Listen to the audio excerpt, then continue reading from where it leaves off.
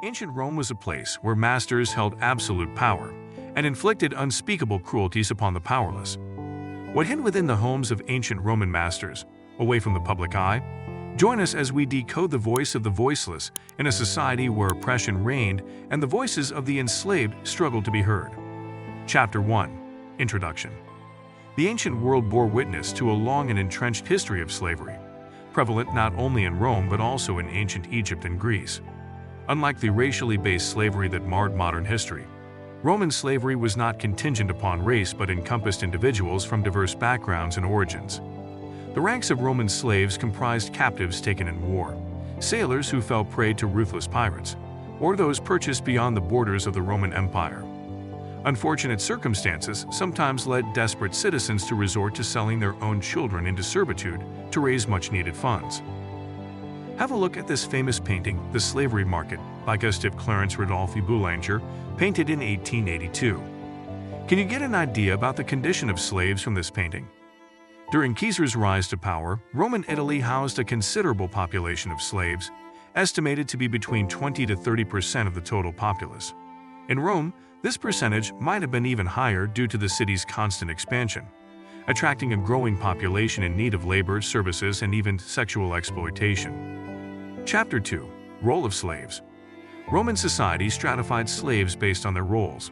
At the pinnacle were educated advisors, often Greeks, esteemed for their civilization until their subjugation under Roman rule. Greek tutors, though bearing elevated titles, were still considered slaves in high society. Domestic slaves served as personal attendants, servers, and cleaners, while workers on large farms, quarries, mines, and marshes occupied the lowest rung. The plight of workers in these challenging environments often led to short, miserable lives, although some owners treated their slaves with relative humanity. The most appalling fate for a slave awaited those condemned to life as galley slaves or mine workers, enduring unimaginable suffering.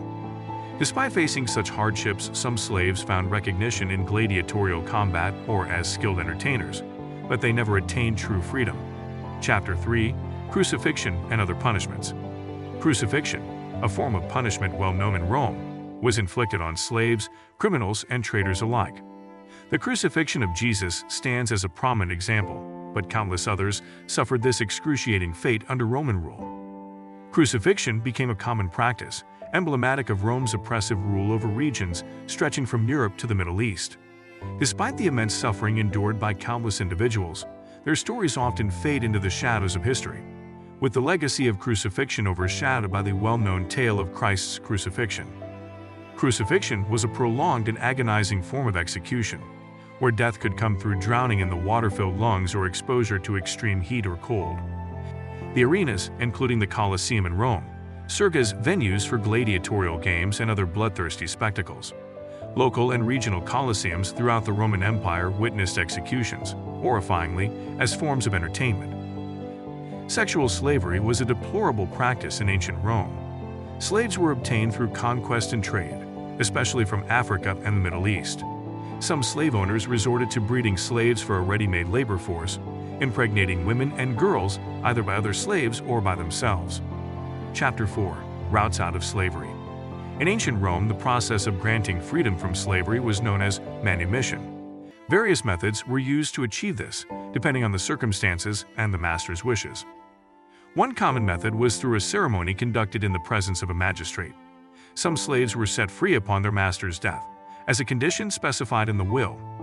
Others received their freedom when their master personally declared them free, subsequently allowing them to formally register as Roman citizens. For female slaves, manumission could occur through marriage to their master. In rarer cases, some slaves managed to buy their freedom through financial means. However, this method was less common, as many slaves lacked the financial resources to achieve this level of independence.